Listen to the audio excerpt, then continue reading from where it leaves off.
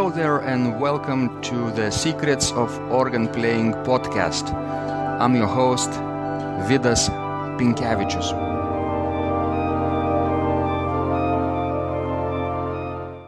Welcome to Secrets of Organ Playing podcast number 120. Today is Sunday, November the 12th, 2017, and today's guest is Dr. Pamela Ruiter-Feenstra, who is an American organist, improviser, scholar, liturgical musician, and pedagogue.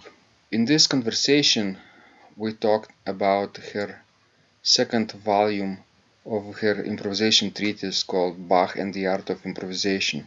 Simultaneously revolutionary and realistic, Pamela Ruiter-Feenstra resuscitates historic improvisation from relevant treatises and documentation of Bach's improvisation pedagogy and counterpoint with tried and true applications. She incrementally guides the reader from improvising cadences, chorales, partitas, and dances in Volume 1 to improvising preludes, fantasias, and ultimately fugues in Volume 2 of Bach and the Art of Improvisation. The chapters on continuo playing alone beckon a reform of current practice. So I invite you to listen to this entire conversation because her insights will help you to improve your improvisation in historical styles, especially if you love Johann Sebastian Bach's music. Let's go to the show.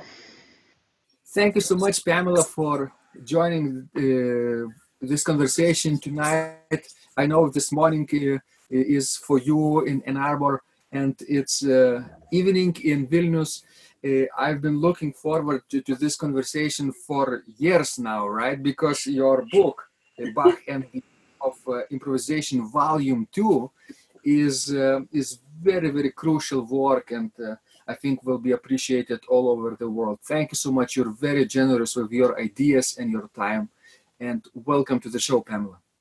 Thank you so much, Vidas. And indeed, I send gratitude right back to you because you and Ausra were among some of the most astute people to test the work of the Bach and the Art of Improvisation, both volumes 1 and 2.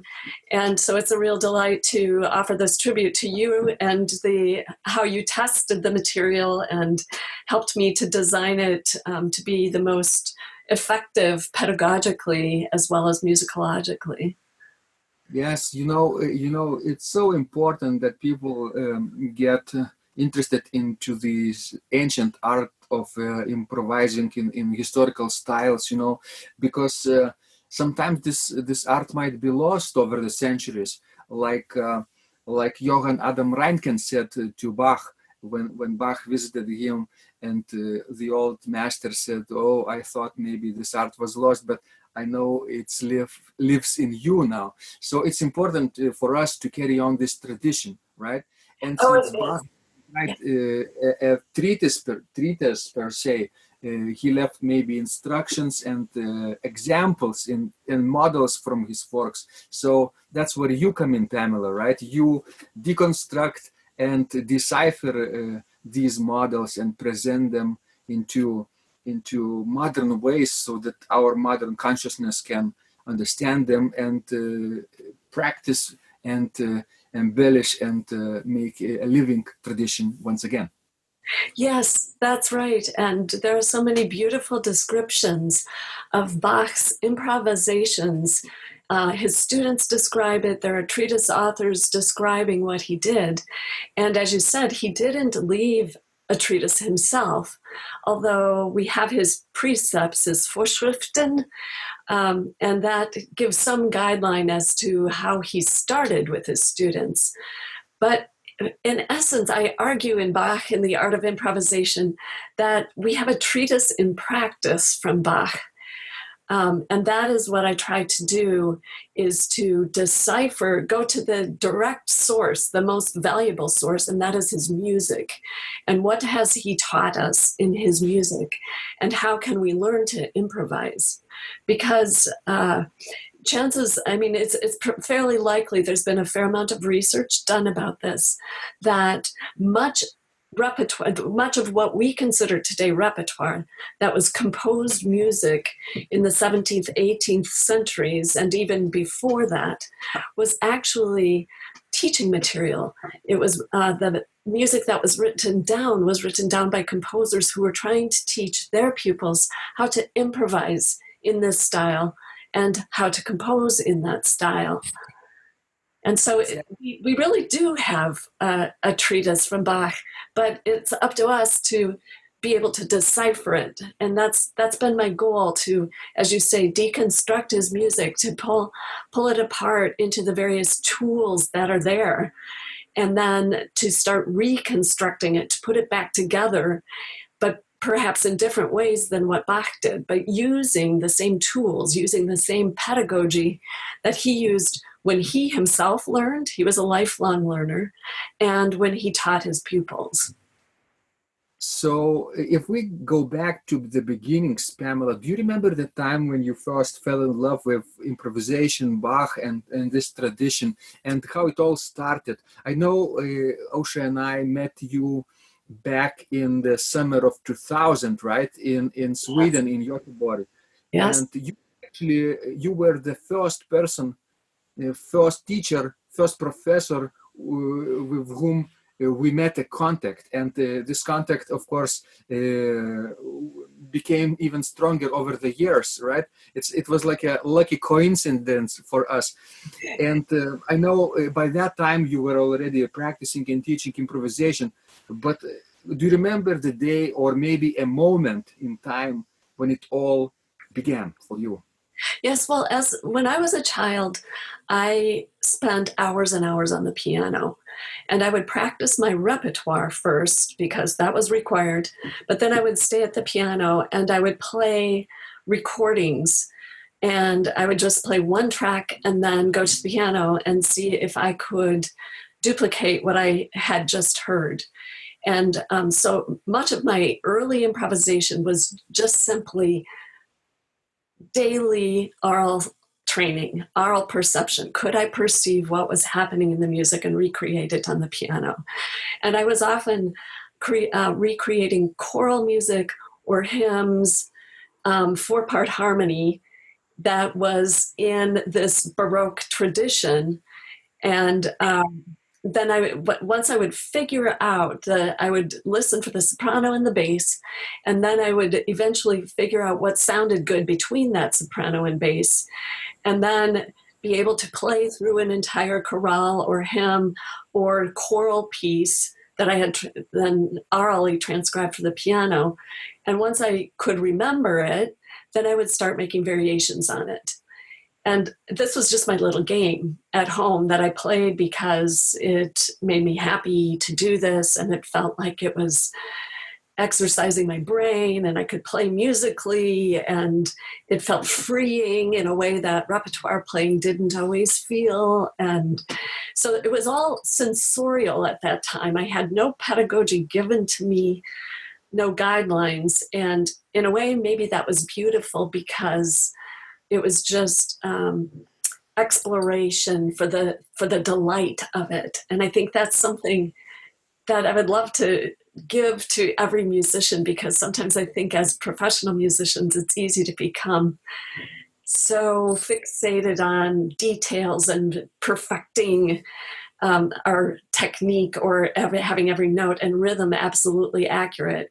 But really, we probably all came to it from the delight of listening to music, or the wonderful feeling of playing it.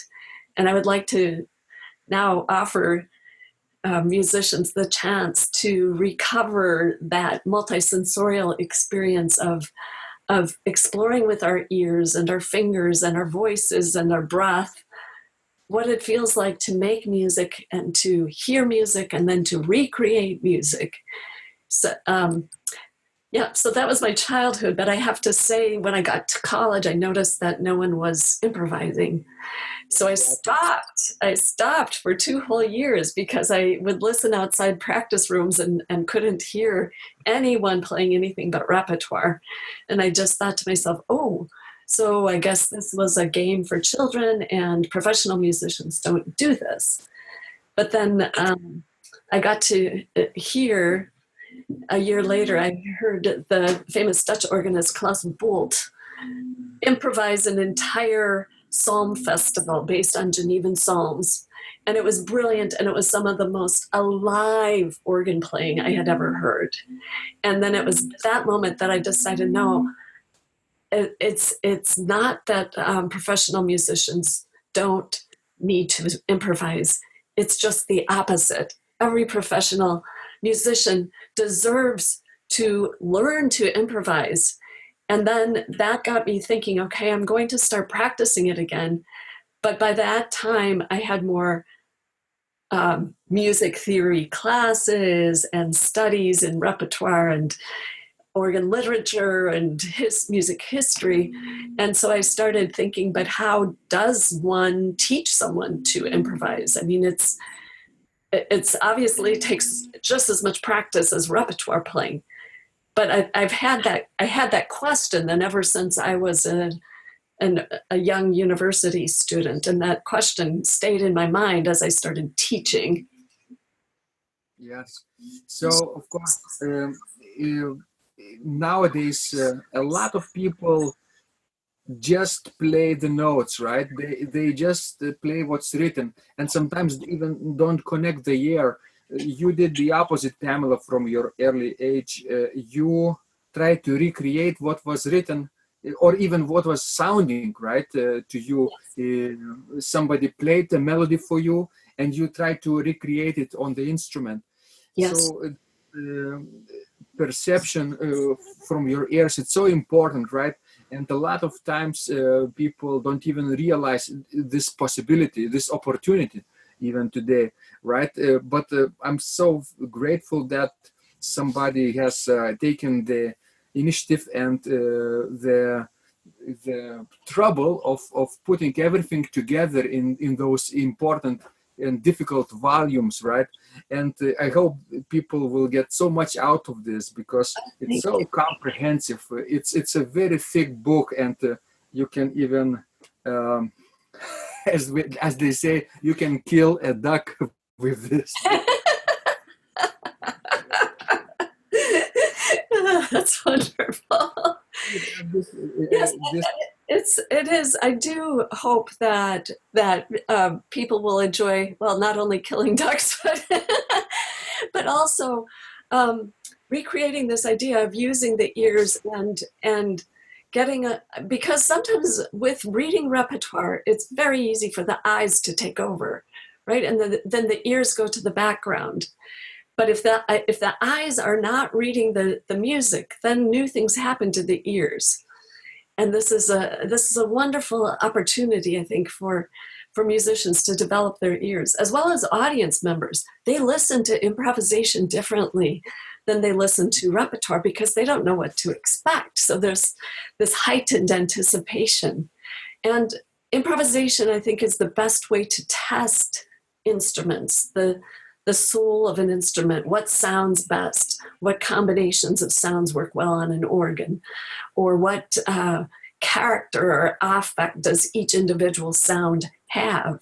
And it's possible to discover this more deeply through improvisation than through repertoire, because the repertoire is fixed, but the improvisation isn't. And so it's possible to explore this sound, this vox humana has a certain pathos to it, and what would it sound like in the upper register or in the lower register, and with more or with less ornamentation, and with a slow moving accompaniment versus repeated notes in the left hand, for instance. And all of these questions, just what sounds best, and why, and what affect does it evoke, can come only really through the improvisation. This is from the different tradition, but I think Charles Tournemire once wrote that a person, an organist who cannot improvise, is just half not complete musician, not a total organist, but just half of the organist, right? In order to be a complete person, you have to improvise, you have to make music, you have to create. Yes. Mm-hmm. And I remember the time when people like you or Edoardo Bellotti or Bill Porter or more recently Zize de Vries, when they improvise, it's just another dimension, right? It's like this composer whom they're trying to recreate has risen from the dead, basically, and speaks through them in another way, right? It's like rediscovered old Bach's piece, or Buxtehude's, or Böhm's piece, right? Oh, I didn't know this toccata exists, or choral fantasia, right? It's like a written down piece, but we never experienced it before. And through this historical improvisation, this is still possible to recreate this ancient tradition. Yes, and it's these composers are so profound in what they've done, and so we often wish we could see and experience some of their works that we know were composed but are lost. But this is another way to bring to life their work and to stand on the wonderful tradition that they created and to have it continue to influence our own practice of creativity.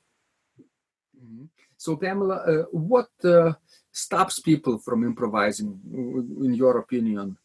Yeah, time factors. I think many university and conservatory students have many demands in terms of their coursework and their performance work and preparing degree recitals and qualifying exams and writing dissertations. And so I think many people feel as if they have barely enough time to practice, let alone to add improvisation. And improvisation does take the same amount of practice that repertoire does in order to achieve the same level.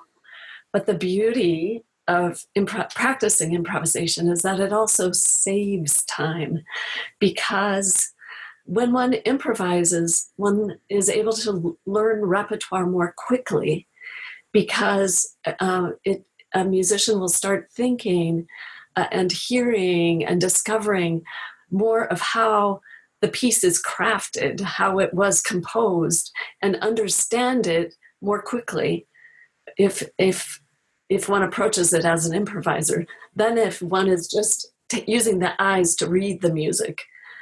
And so it's an investment, but it's like money in the bank. Once you put that money in the bank, then it's there to retrieve and to enhance the repertoire playing, to increase the level of expressivity and musicianship in one's playing, to expand what one hears in other performances.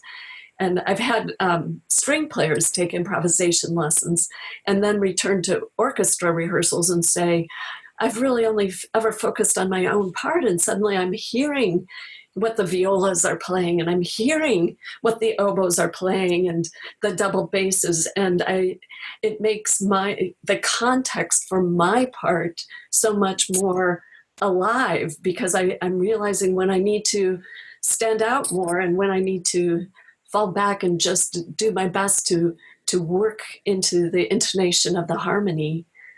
And so it really does enhance every aspect of musicianship. From my experience, Pamela, I can tell that sometimes we get discouraged from improvisation. We for example, fall in love with this, right? And we hear other people improvise and say to ourselves, oh, I should try it. Yes, it's good for us, right? And one day, a brave person tries out a few exercises, right? But as you say, our ability to read music is so much more progressed and developed at this stage than to create something in our mind and recreate it with fingers.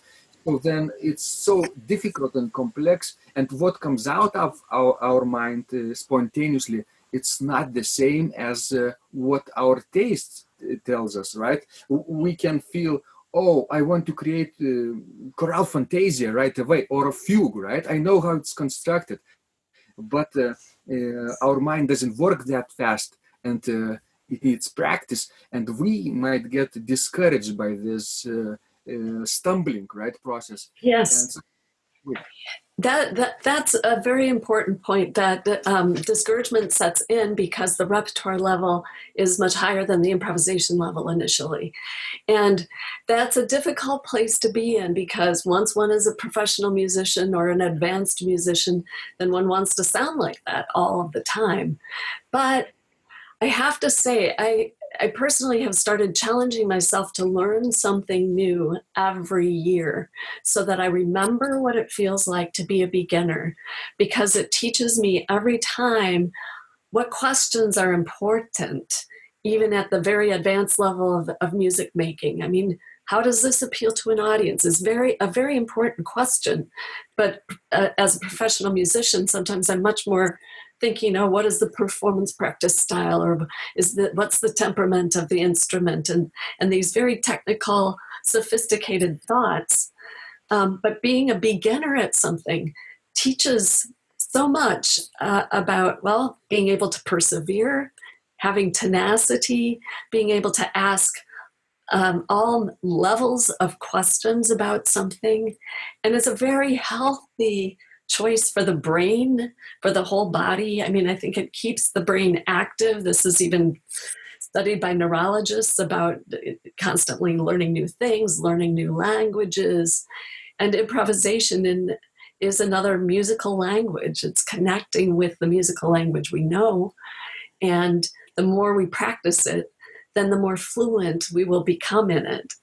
So, but it doesn't just drop from the sky. It does take that practice. But I've also found in teaching a lot of people that for some students, if everything comes very easy to them, then it might be more difficult for them to persevere through something that is more difficult. And sometimes it's the student who has to struggle a bit more to achieve the technique or to learn the material in a course, who builds the skill of persevering, through some struggles and through some challenges, who in the end is better able to explain how to do this, how to make music or to teach music, precisely because they've had to think about multiple ways of accomplishing a goal, because maybe the first way they've tried didn't work very well. So this is really available to every level, for anyone who's ready and willing to practice and persevere with the practice. And I think it's helpful also to improvise for somebody and with somebody, so that there's a social element about it. There's some exchange of ideas so that one doesn't feel stuck.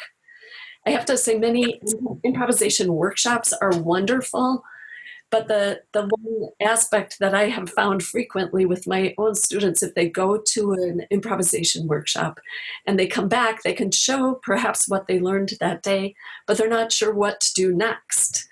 And so this is what was so important, both in discovering how Bach thought, how he improvised, how he composed, but then also to be able to communicate what are the steps, very gradual steps, that can make any musician feel successful and be successful in improvising. Because a musician can't just jump into improvising fugues without having practiced all sorts of other things. And that's what I've developed with both Volume 1 and Volume 2 now in Bach and the Art of Improvisation, that each chapter leads in steps, incremental steps, to the next chapter. And once one has practiced the applications in one chapter, one's ready to practice the applications in the next chapter. And that continues to build up exactly according to the steps that were described in Bach's teaching. Another thing that I have to mention, Pamela, is also that sometimes in our modern system of teaching polyphonic music, sometimes we get stuck on species counterpoint too much. And yes, it was written by one of the contemporaries of Bach, perhaps, but it's not how he taught, right? And if for example, if I have this idea, if I could improvise spontaneously species, first species, second, and up to the fifth species, I could recreate the style of Bicinium of Bach's chorale writing. No, it's not at all, because Bach did something different, right? And you discovered something what was different. So, Pamela, what are your ideas about that? Yes, so Bach really worked from the chorale. He was a church musician most of all, and he worked from the chorale with the melody of the chorale, so the soprano, and then the bass, particularly the bass with figures, the thorough bass, the figures indicating what kind of chord was intended in the middle voices, what the rest of the harmony would be. And it's from this premise of thorough bass. So he first gave his students chorales with sopranos and basses, with the thorough bass.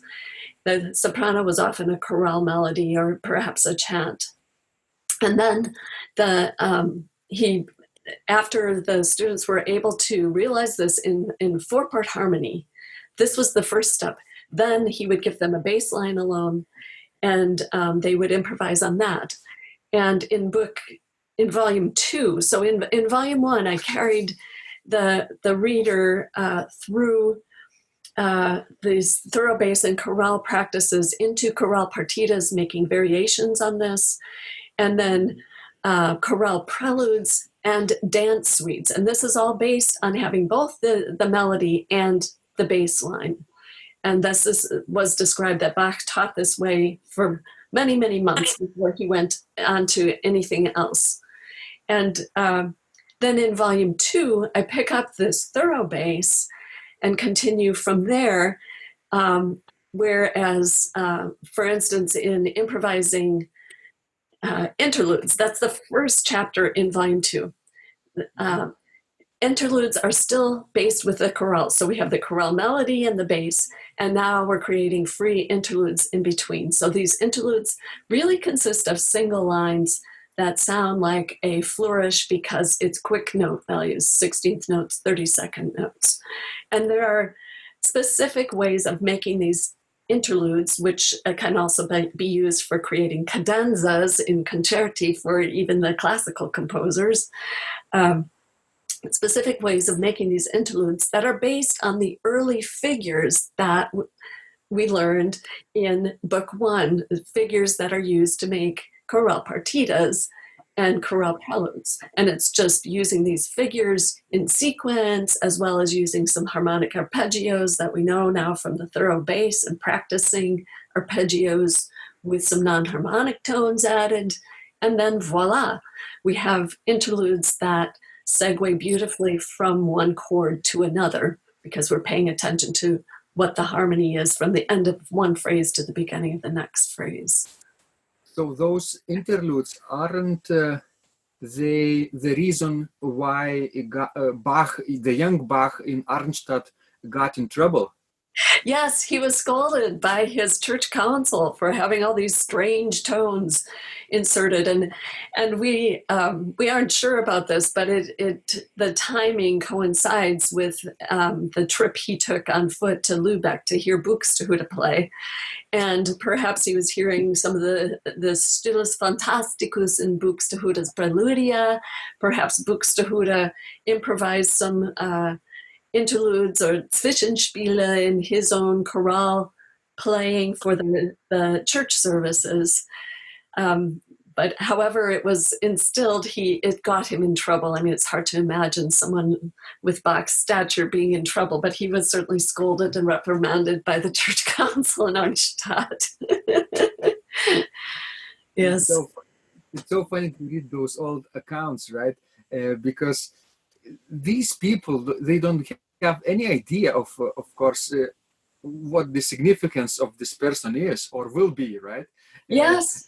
Treat him like a regular musician, right? Regular, like this fagotist or violinist in taverns, right? So they say, "Oh, you play too fast. Oh, you play too slow." Right? Yes. Too Yes. too many dissonances. Yes. He is an artist, young but brilliant artist, right? And Yes. they sort of don't let them do his art. Yes.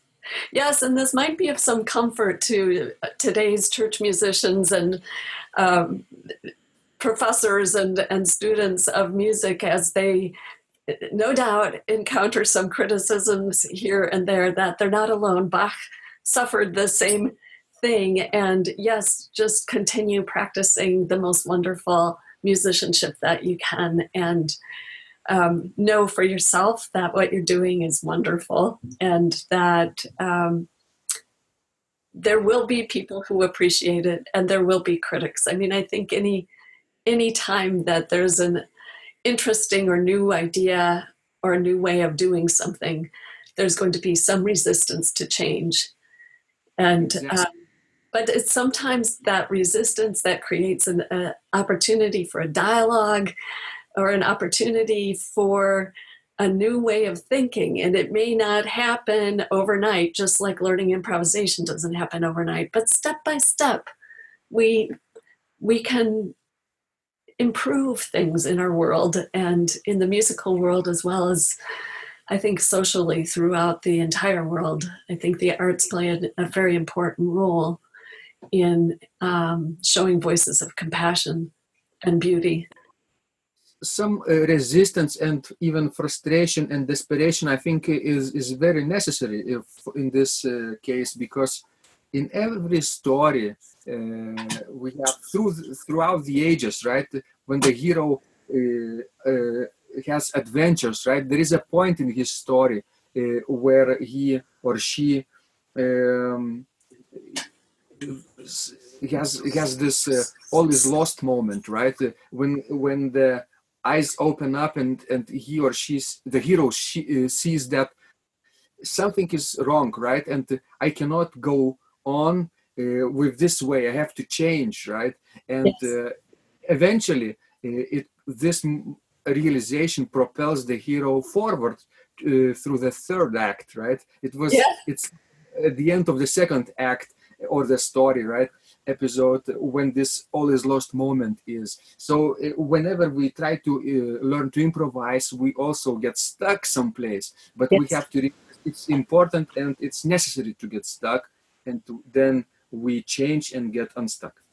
Exactly, and that's true with positions as well. Maybe being stuck means it's time to look for a different position, or sometimes it means to try to take a different direction within the current position. And this is exactly then in the volume 2 in chapter 9, which is preludes, this is exactly what I show. I take Bach's well-tempered clavier preludes from book 1 and show what techniques he used in these various preludes. And then I come back to the chorale and the thorough bass and say, we can apply these same techniques with this chorale melody and this thorough bass by filling in the harmony, but filling it in according to how Bach created these preludes. And in his preludes, especially in the well-tempered clavier, he very often takes one idea and develops it throughout 2 pages of music. If you just think of prelude number 1, the perhaps the listeners are familiar with this prelude. It's a 5-note chord. There are 5 notes, and then he repeats. So it's 1, 2, 3, 4, 5, 3, 4, 5. The 3rd, 4th, and 5th notes are repeated, and then the entire chord is repeated this way. And then every single chord in that prelude has the same 5 notes and then are repeated in that same pattern. So we can take this chorale and do the exact same thing. In his prelude number 2, C minor, then the soprano and the bass of a chorale and a bass line are outlined in the outside voices, but in the inside voices, it's as if he has an alto and a tenor voice and then the neighboring tones. So it's possible just to deconstruct these works of Bach, these wonderful lasting works and then create these lasting works ourselves, but even have them there for the moment, for a prelude or a postlude or an improvisation in a concert, or sometimes when I play at a funeral, there's something just there at the very moment that speaks to how the people there are feeling about the person they are mourning and celebrating, whose life they're celebrating. And so you have many examples of preludes and applications with this, just to show this cycle of how one can take Bach's works and then learn so much from that to be able to improvise from that. And these examples from Orgelbüchlein also are very here important, right? Because in each prelude, he has just one idea and he develops it throughout the piece. Yes, exactly. And that this is something I hear when I adjudicate improvisation competitions. It's very tempting for improvisers when they're competing to try to, they have so many wonderful ideas. Almost every improviser I've met has so many wonderful ideas. But it's rare to hear someone who really develops those ideas well. And that's what it takes really to become a master improviser, is to be able to develop just a few ideas rather than to make this collage of all the wonderful ideas that are there. I think it's a great idea to keep a notebook, to have staff paper and jot down these ideas so that they're there. They won't get lost that way. But each one of them, or maybe each pair of them, can become a piece in and of itself. And that way, the work is really on how one develops the idea. And this is what we hear in all great art. I mean, Beethoven's Fifth, of course, how small of a theme do we have that we hear over and over and over? Da, da, da, da. 1, 2, 3, 4, 4 notes that he developed to where it becomes this very profound and yet popular piece still today. Yes. And you mentioned about the ideas and how it's important to write down them. It's like for jazz musicians, right? They have this sort of imaginary bag of tricks where they put their sort of ideas for improvisation. Sometimes they heard this idea from another performer or improviser, right? They borrow Exactly. this, and it's then later theirs to use too. Yes. It's great to compare this to jazz because this is a living tradition throughout many cultures, but yet jazz musicians use fake books, and they do actually, if they find sometimes their favorite passage from somebody else, and then they try to write it down so that they can figure out, deconstruct it. What was going on in that? What kinds of chords did that person build? That's so exciting. And yes, this is what we're doing with Bach. And my goal is, so we've done the interludes and the preludes, and then we move through fantasias and on through continuo playing, which I'd like to talk about, and fugue. But my goal is every step of the way that the reader in this book can say, oh, we didn't talk in here about this particular Bach prelude, or that particular fantasia could be from another composer, even from a different era. But now I have the tools. I, myself, can deconstruct a work, figure out what are the components of that work, and then reconstruct a similar improvisation using different melodic material, using a different bass, and then develop those ideas. And therefore own this pedagogy. I've come to believe after teaching for decades that the best pedagogy is a pedagogy that a person can own, that they don't need. I mean, sure, we all need teachers initially to help us know how to do something and to give feedback for how we can improve it, what's working well and what isn't and why. But eventually we can become our own teachers and own that pedagogy. We still want to play for others and get that feedback, but we no longer feel stuck after leaving just one workshop in improvisation. We have a method we can own and apply. It's like for a hungry person, if you give them a fish, right, you maybe feed them once, but if you give them a tool and teach them how to catch a fish, maybe that's for a lifetime, right? Oh, that's a beautiful analogy, and that's exactly the best way to get at the issues, the social issues and poverty issues and health issues that exist in the globally. And it's owning it, it's having it happen indigenously and without reliance on some sort of outside source. Exactly. So Bach was very self-sufficient, right? He knew how to learn from other masters, right? He did. Oh, he was so curious. And he collected all those collections from early manuscripts, right? He wrote down and copied the collections, right? Through the copying process, he learned and basically assimilated their style too, and expanded in even further, right, into something that we adore today. Yes.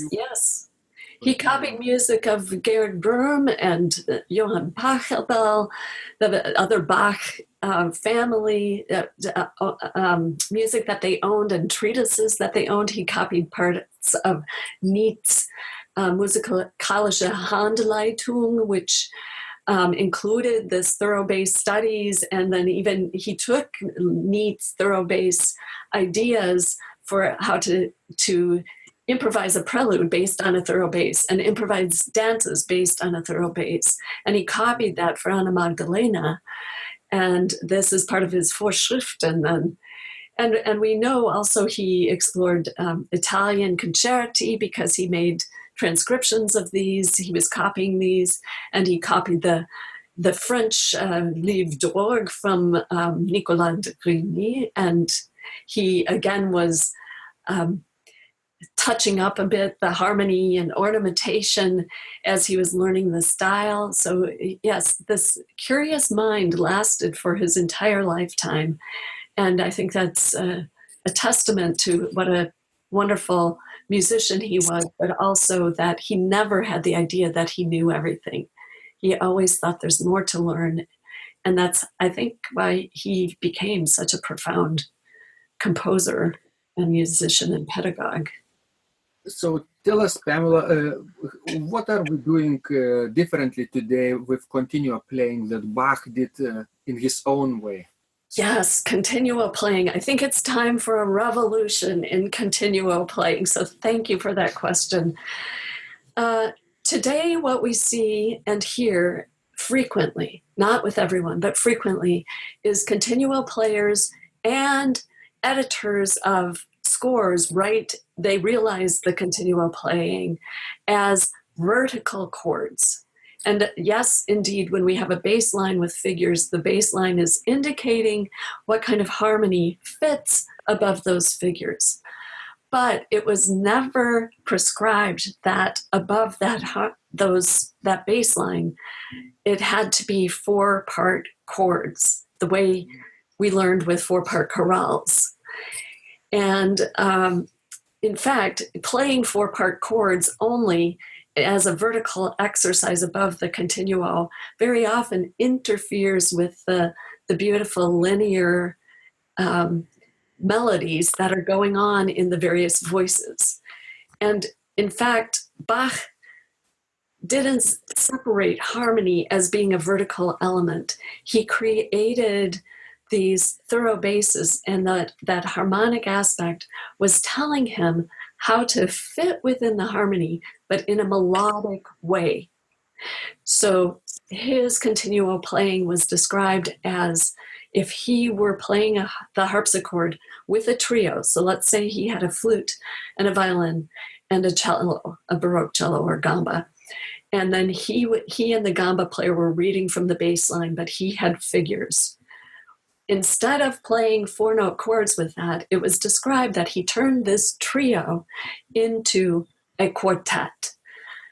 And the way he did this is by composing, or improvising rather, a voice in his right hand that sounded completely as if it had been composed. It sounded like an obligato fourth voice. And so C.P.E. Bach described how people were astonished to hear how Bach, in his improvised continuo playing, would turn a trio into a quartet, or a duet into a trio. And so he's speaking to this linear nature of the right-hand part of the continuo playing. So what I've done in these chapters in Volume 2 of Bach and the Art of Improvisation is I've found, again, a treatise from Bach, so-called, from his own continuo playing. And this is the flute sonata with harpsichord, flute and harpsichord sonata, BWV 1030.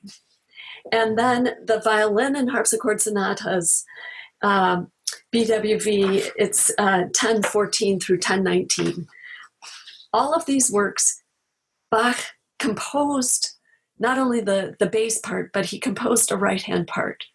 And what's happening in his right-hand parts is that these are equal voices to what's happening in the flute or the violin.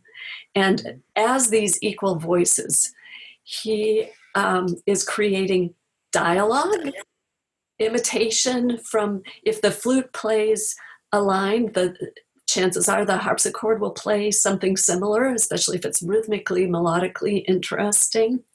He's creating duet. If there's stepwise motion in the cello part or the violin or flute part, he will create duets in thirds and sixths, parallel thirds and sixths around these. He's written this out. Or he will create what I call a debate, and that is a contrasting theme.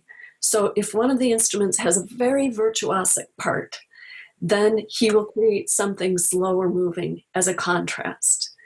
If conversely, if the violin, for instance, has a slow moving part, he might create more activity in the harpsichord. So that very contrast is complementary to what is happening in the other instruments. So I summarize this. It's easy to remember pedagogically into 3 Ds. It's not 3D visual, it's 3D aural and tactile. And those Ds are dialogue, duet, and debate.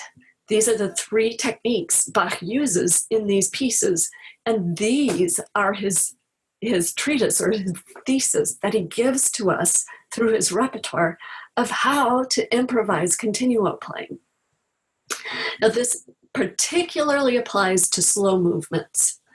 Yes.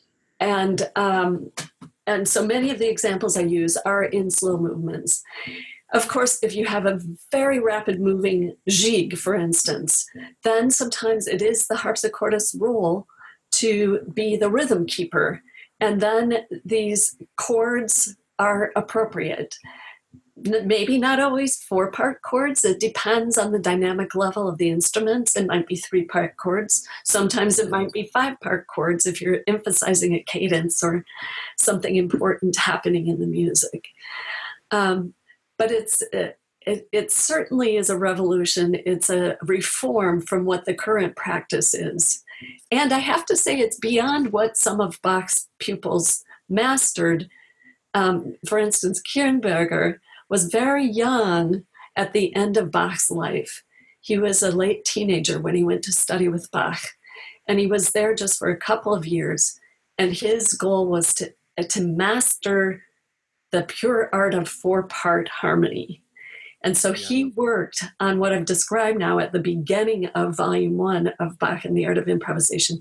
He worked day and night on this pure 4-part harmony with the chorale, melody, and the thorough bass. We don't have evidence from Kirnberger or any descriptions that he was able to go beyond that in his own continuo playing. So when he realized the musical offering, continuo part, the thorough bass, he realized it as if it was an exercise in 4-part harmony. Yes.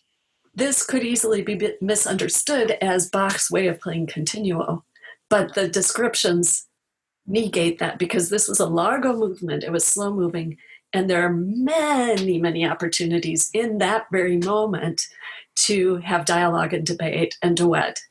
And so I actually took that very movement because I knew that would be the question that people would say, but what about Kernberger? Kernberger wrote in 4 parts and in vertical chords. And I took that very movement and hired a Baroque violinist and Baroque cellist and traverso player. And we played this trio sonata that's in the musical offering, BWV 1079. And I played the harpsichord part and improvised the right hand according to the descriptions of Bach's continuo playing. And I am putting that up on my website, especially in time for this to work with your podcast so that your listeners can refer to that. And I have one other movement, it's BWV 1043, movement 2, which was written as a double violin work. And I have transcribed this as if it's a trio, and then I've created a quartet out of it by improvising a right-hand part. And so these 2 examples are applications in the book, and then the audio examples I will post on my website in time for your podcast so that your listeners can be the first to experience it.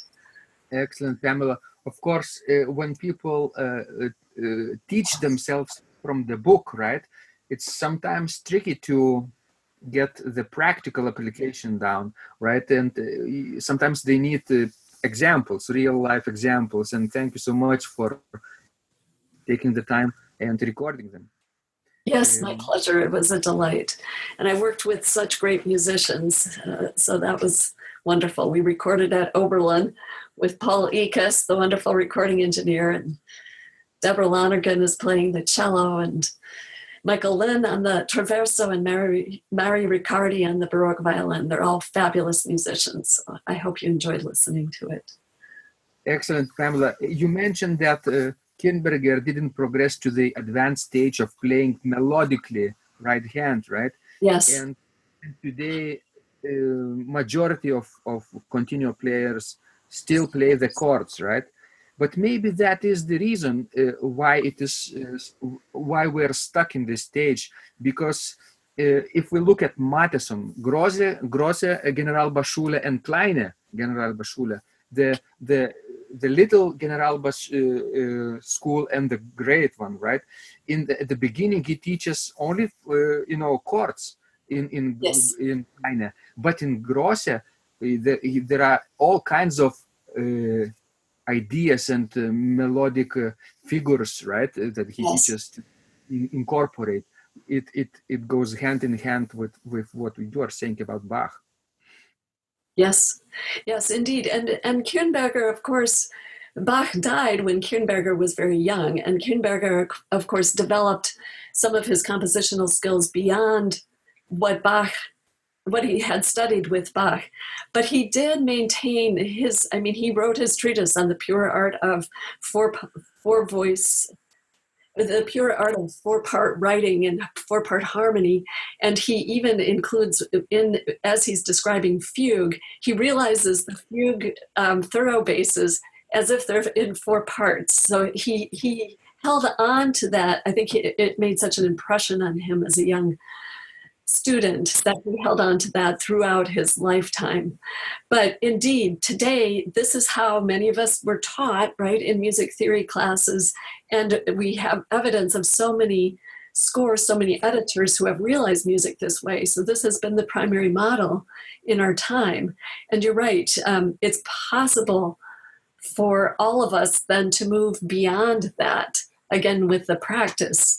And I have to say, it's so much more satisfying to work as a continuo player by doing this, because again, the ears open wide up, and I'm constantly thinking, okay, what passages does the violin have that I can play in dialogue or duet? And how about the cello voice? Is the cello coming in alone here without any upper voices? Then that means that I need a duet with that to fill that in, or I might need, if there's a theme that is followed by rests, those rests are an invitation for imitation of that theme. So there are all sorts of clues in the music once you start thinking about this. It's like solving a puzzle. It's really most enjoyable and rewarding. Pamela, tell me this: when a person, for example, learns from this chapter about continuo playing, right? Practices this application like Bach would do, right? And progresses to the further stage. Is it possible to apply those skills and go to the art of playing the fugue and forget itself? Yes.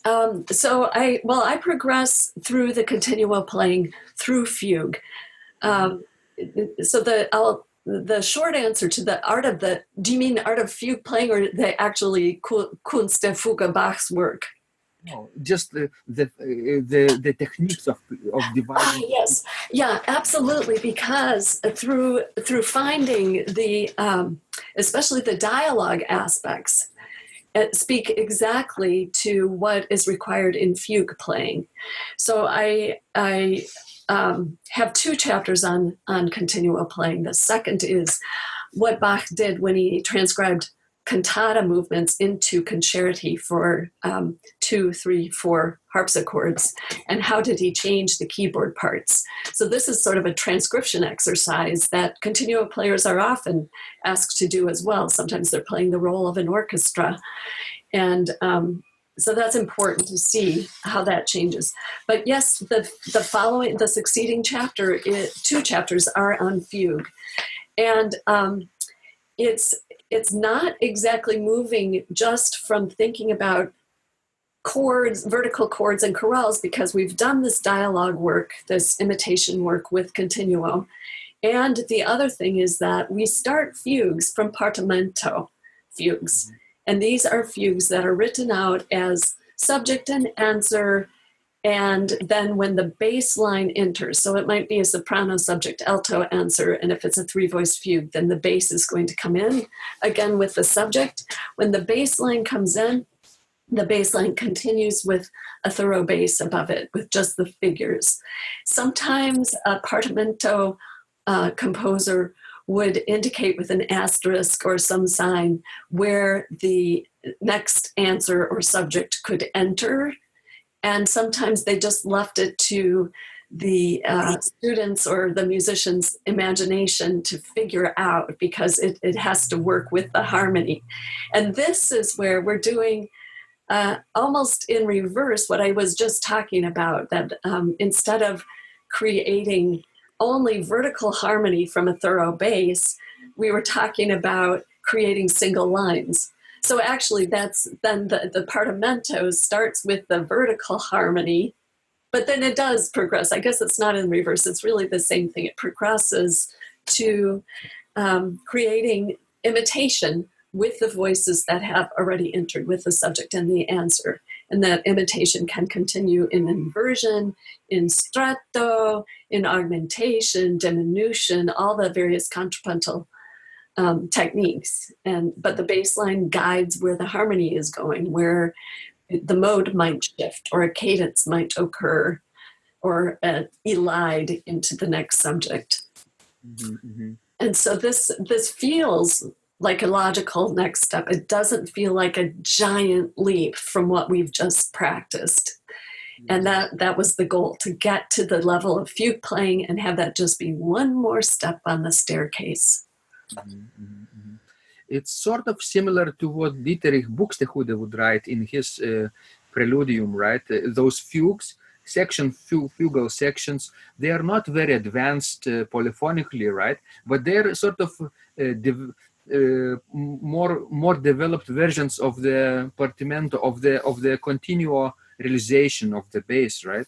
Yes, exactly. And this was described as fugues were described in Bach's day as having, well, it's possible that they could have, 7 parts rhetorically speaking. And I went into musical rhetoric in the prelude section in this book to describe how there are different sections within the prelude, and each section plays a different role. But fugues also could be that complex. But generally, the fugues were described as having an exordium, so an introductory portion, a medium, a middle portion, and a finis, just a concluding portion. And what we find in the Partimento fugues and in Buxtehude's fugues that are within his preludia, alternating with free sections, that we have basically the exordium. So we have the entrances of the subjects and the answers. And this is primarily treated in the home key without mode shifts for the most part. And then after all of the voices have entered once or twice and a few contrapuntal techniques have been added, then Buxtehude goes back to his free material. And at that point, the Partimento fugue concludes. Yes. But once that exordium is practiced, we have a logical next step, right? Because the exordium and the finis are bookends, so they match each other in many respects. They're not identical, but the finis harkens back to the home key and to the subject to answer entrances, and then might have some prolonged figuration over a dominant pedal perhaps, or a cadential extension at the end of the piece to distinguish it as the end of the piece rather than the beginning of the piece. Then, and of course, canonical entrances of subjects, right? Yes, exactly. So this is often where we will see more stretto and the diminution or these contrapuntal techniques applied in canon. And the middle section then is the place where fugues might wander a bit into some other modes, and where the subject might be treated, just the head of the subject or just the tail of the subject might be developed more. And but it's all playing sort of a rhetorical function in that there's this idea introduced in very profound terms in the exordium, because the counterpoint was considered very serious studies and the mark of a learned person. And then the middle part, the medium, is a bit of a conversation on that, just taking excerpts from that, the way we might dialogue about something, and then concluding. So in the final chapter, I add the medium and the finis to show what is the next step from the Partimento fugue. I like how you titled this chapter for a lifetime, right? Fugues for a lifetime. Yes. Because it takes a lifetime to master this art, like 10,000 hours, right? As Malcolm. Exactly, the 10,000 hours plus. And still, I have to say, in a work such as Kunst der Fuge, the Art of the Fugue, that Bach wrote and was composing as he died, was a work that was likely not intended to be improvised. So there still is a level of invertible counterpoint with this canonical treatment at different intervals. And a clue to this, of course, is the open score writing that Bach used when he was composing the Art of the Fugue, and the fact that he did not specify any instrument to be performing it, that it was left open-ended more as, again, a treatise that he gives us in what one can achieve when one spends a lifetime, yes, of practicing improvising fugues and then ultimately composing fugues and performing fugues. Mm-hmm. So Pamela, if you go back in time when you first started improvising, now you know so much and you can do so many things with this, right? You recreated Bach's living tradition and continue to do this for a new generation. But if we go back in time in your mind, for example, would you do something different when you first started, if you had a chance today? I wouldn't. I think starting by ear is the most beautiful way to start, and just starting with a wide open, curious mind is one of the most important things that is a huge gift that children have. Every child is born with this. And unfortunately, that gift sometimes is thwarted through education because we're made to follow the rules, to trade color inside of the lines, to perform in a certain way, and to think of perfection instead of expression and creativity. And so I think this creative, open-eared, open-minded approach is still the most beautiful and successful approach for improvisation, that as we try, yes, we'll struggle, we'll feel stuck, but we're not saying that doesn't mean I can't do it. We're saying instead, that's a new puzzle to solve. How can we solve it? And what did I learn? If that didn't work, what would work better? Or why didn't that work? And just this constant asking the next question, but maintaining this sense of wonderment that I don't think I'll ever get over, this sense of wonderment in listening to Bach's music and how fantastic it is. And so that means that, of course, I have a lifetime of exploring improvisation in the style of Bach. And this pedagogy actually works for any pattern language in music. So if one prefers to work in the style of Messiaen, for instance, this pedagogy works for that. Or jazz, it works for jazz. It works for if you would like to improvise a sonata, such as Mozart or Haydn or Beethoven did. This pedagogy works for that. And if a person is willing to have the tenacity to practice all of these applications in Bach and the art of improvisation, then they own it.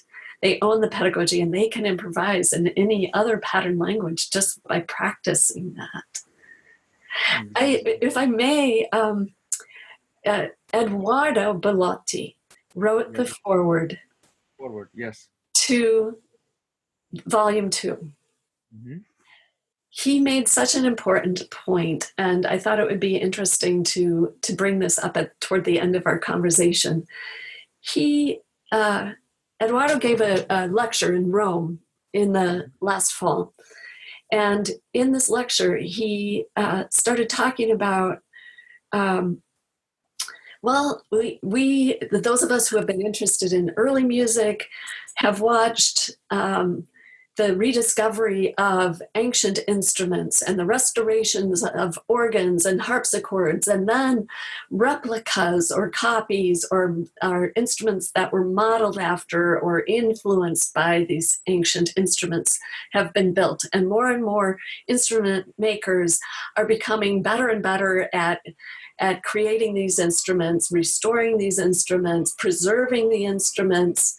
And so we have these wonderful soundscapes that are more and more accessible.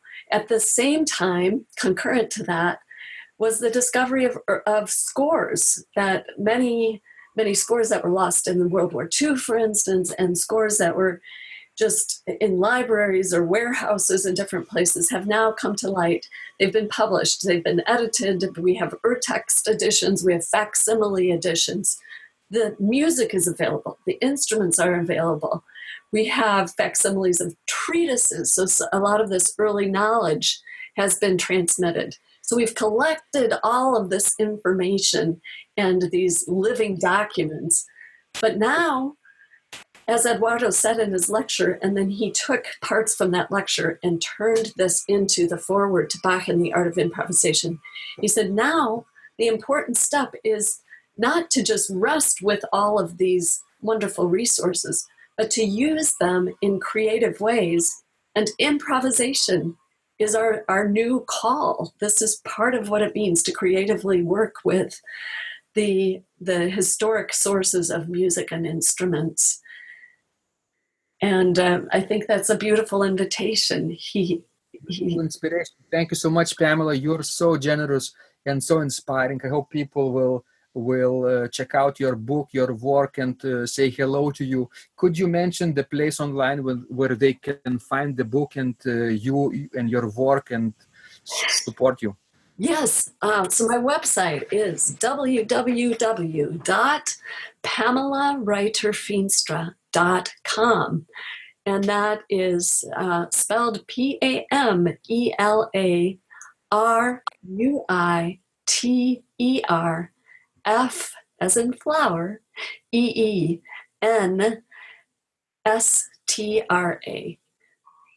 And you can Google my website, and then you'll find Bach and the Art of Improvisation, Volume 2. You'll also find Volume 1, some of my CDs, my works for children, organ compositions, and much more on that website. And I'm happy to share that link with you, Vitas, also so that you may have that on your website, because you are so gracious in sharing resources with the entire globe, and I'm very grateful to you for your wonderful work. Thank you, Pamela, so much. You're doing tremendous work for the organ community, for early music community as well, and for music community in general, I think, for creative community, right? And I hope you will be continuing to do this work for a very long time. And let me know about your next book. Thank you, Vitas. It will be a pleasure to talk with you anytime, and I will let you know, because there are more works in progress right now. If you liked this conversation, I encourage you to visit my blog Secrets of Organ Playing at organduo.lt, where you will find lots of insights, practical advice, and training for every area of organ playing. You can subscribe to this blog for free to get your daily dose of inspiration and to be the first to know when any of my future podcasts roll out. I hope to help you reach your dreams in organ playing. I'm Vidas Pinkevičius. Thanks for listening, and I'll catch you online really soon.